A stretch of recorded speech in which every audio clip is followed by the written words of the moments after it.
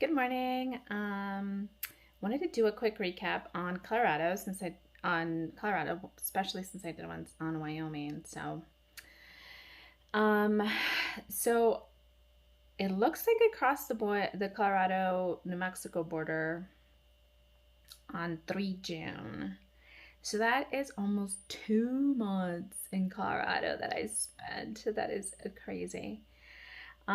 It felt like it was forever, but I didn't think it was going to take me 2 months almost because I just crossed the border the 29th of July.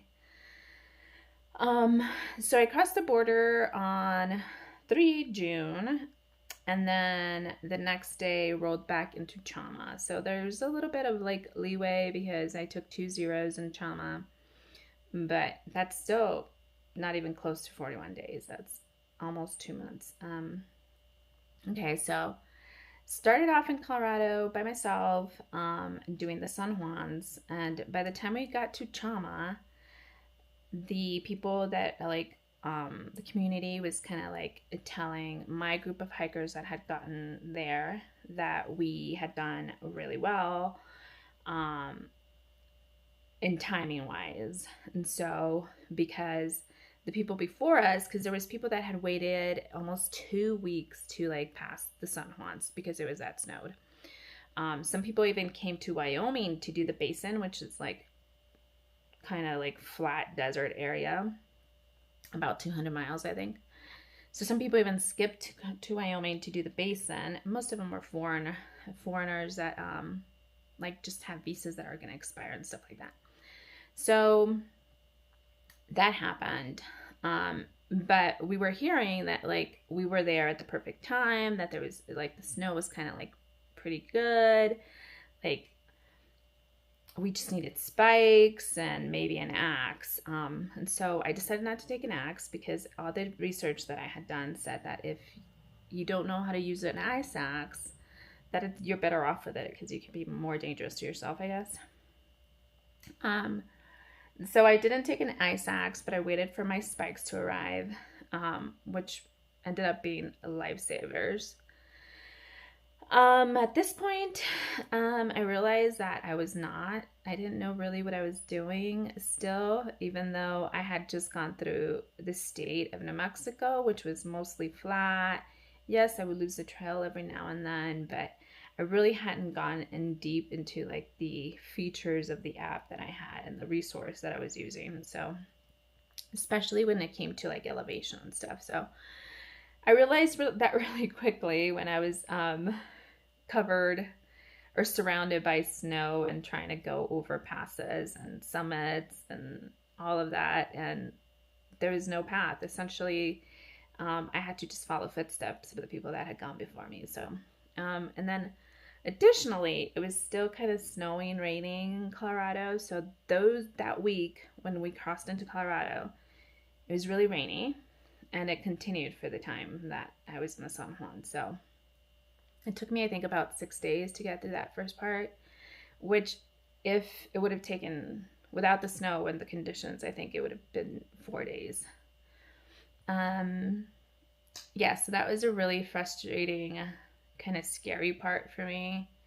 Um, but I also learned a lot. I don't think I would ever do it again, especially by myself. I don't think I would ever do it again.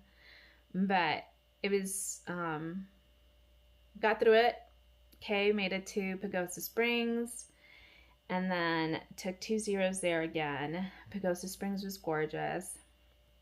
And then I went in a little abrasive on the following part of the San Juans after Pagosa Springs because of what I had experienced.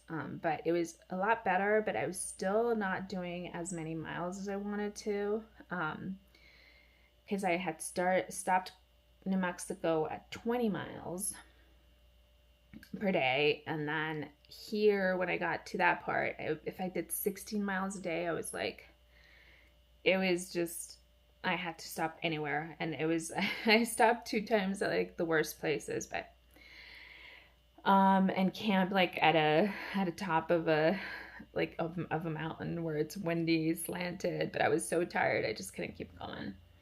And so then, almost 3 days into that hike, that's when I met two hikers that I started hiking with, and that really helped me out, like as far as morale, kind of like, lifting my spirits up, just because they weren't doing very big miles either, but they weren't stressing about it. So I kind of needed that like little boost of like, hey, it's gonna be fine. But then 2 months later, you know, um, so did that part, and then rolled into that part was long too. That was in 8 days, and because I ended up skipping Silverton, because I had the food, I had the power, the like the phone battery banks and stuff like that. So I just kept going. That's when I realized that like, oh, I need to stop at the town to like replenish my calories, because by like day 7th I was getting a little like lower in energy. I also got a little bit of altitude sickness because we had been above 10,000 feet for like 2 days. And so one day I woke up and I was like dizzy. And so I had told one of the other hikers that I was with that, like, hey, I feel dizzy. And he's like, it's altitude sickness. He said, and he's a prior Marine. He said, change your socks, take some ibuprofen, and drink some water. And so to be funny, I just changed my socks, and he's like, oh, you actually changed your socks? I said, yeah, the Marines have been doing it forever. Why shouldn't I do it? I just put on my waterproof socks because I knew we were going to be passing through water. So got a little bit of altitude sickness in that stretch. And then I realized that, hey, you go into towns just so you can replenish the calories. So 8 days without like full on calories does it, and hiking above 10,000 feet for, a while. So takes a toll. But so by the time we got to Lake City, it was very much well needed. So took 2 rest days off there, or 2 zeros there. Great little town. Lake City really takes care of the hikers. They're really more set up for the Colorado Trail hikers than the Continental Divide Trail hikers, but it was still really, really hiker friendly town. Still pretty expensive, just like every little town in Colorado, but I kind of was expecting that just because Colorado's gonna Colorado, right? All right, so left there. So that's also in that section where one of the other hikers, so it was 3 hikers, the 2 guys and me, one of them had to get off trail during that stretch, so he just took a bailout and got a hitch into town, and then he eventually met us in Lake City. And so that I didn't like, it mentally kind of takes like a, oh shoot, on you as well. You're like, oof. But he met up with us in Lake City, and we kept on hiking to, I believe, our next town, which was going to be Salida, and that's where I spent 4th of July, I believe. I did. That was great. After Salida, I mean, it's the Collegiate West, trail. That's where I started to see a lot more day hikers, a lot more people, a lot of Colorado Trail people. So the trails were pretty freaking busy in that section, but like the area is just super popular, well known, beautiful, gorgeous area. So that was beautiful, pretty packed, and it felt fun. It just felt like summer, that whole section. It just felt like summer with like tiredness of climbing those tall climbs, those high climbs, but it was good. Afterwards was Twin Lakes, really fast hitch. Hope Pass there was like kind of the highlight because it was a really steep climb. There was a lot of hikers, the Colorado Trail there, and that was their first, they're going southbound, so that was their first big climb, and they were just so excited. It was so fun to see them get over that pass. So Twin Lakes, then Leadville, that's when I did my biggest miles days into Leadville, which was 26 miles in one day, which was crazy. I don't think I've been able to do 26 miles since then, but okay, so then that day, it was a Friday that I did the 26 miles, got a hitch into town probably like 5-10 minutes afterwards. And so Leadville's pretty small.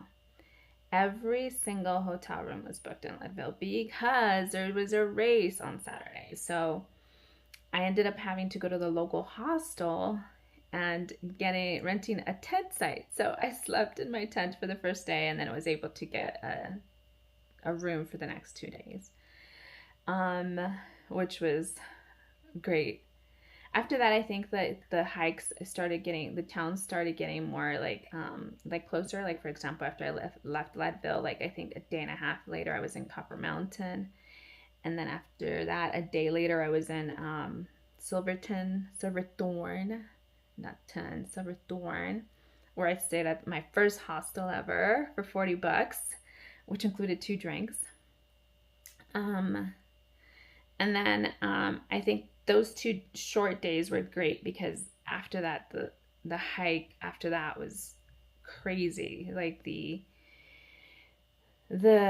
elevation gain and the ups and downs. So I was going over 13ers, like up, like 13ers, but I wasn't just going up them. I was going down and then all the way up the 13ers. I also went through a section that was called, like, the hikers were calling it moose country because there were so many moose. I luckily didn't see any of them, which is another highlight of Colorado, that I thought I would see more bears, but moose were like kind of like the thing that I saw the most.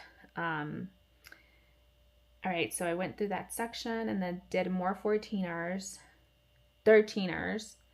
which were really tiring because it was just like up and down them. That section started to get really long for me. And so the biggest city was going to be, I think, Grand Lake. So I had to stop at Grand Lake and take a 0 there, just 1, which is new for me. Like, 1-0 was crazy, but especially after that. But I think I was pretty well rested and I needed that rest. After Grand Lake, the climbs weren't 13ers, but they were just like small, like little up and downs, like just up and down. So I say it, and I will always say it, a climb is a climb. You know, I feel like I'm in good shape, but I'm still not in great of a shape to say like, yeah, I can climb anything. Now, so still pretty not super flat. By the time I made it to Leadville, I wasn't going to take a 0 in Leadville, but then I was like a little tired still. I realized that I was kind of slipping a lot. And so although my shoes weren't torn, they were like, I looked at the thread and they were like super like low on the thread. So after that, I'm like, I need shoes. So I stayed a 0 in Leadville. You want to talk about expensive. Leadville was expensive. It was the most expensive town that I stayed in. Okay, so Leadville, got new shoes, 1-0 again. And then at that time, I was like so antsy to get to the border, like just antsy. But so got there. Water carries started becoming bigger as I was leaving Colorado. So kind of like the last 50 miles were like the water carries. I have to be like, start being conscious of like, or be aware of like, hey, where's my next water source? Where for most of the time in Colorado, I was like, there's water. I know I'm gonna find water. So now from the 50 miles in Colorado, in Wyoming, now I have to be paying attention to my water sources again. So bigger water carries, about 2 liters, I think, is what I'm gonna have to start carrying again. What else? Yeah, so that last part of Colorado, a lot of people are like, oh yeah, it's not big climbs. Again, climb is a climb, and it was like sometimes like 4 or 5 or 6 climbs a day that I'm like, okay. Steep climbs too. I mean, there weren't 14ers or 13ers or 12, no, or 12s, but yeah, they were pretty steep. I forgot to mention there's a area in Colorado. The last highest peak is called Parkview Mountain.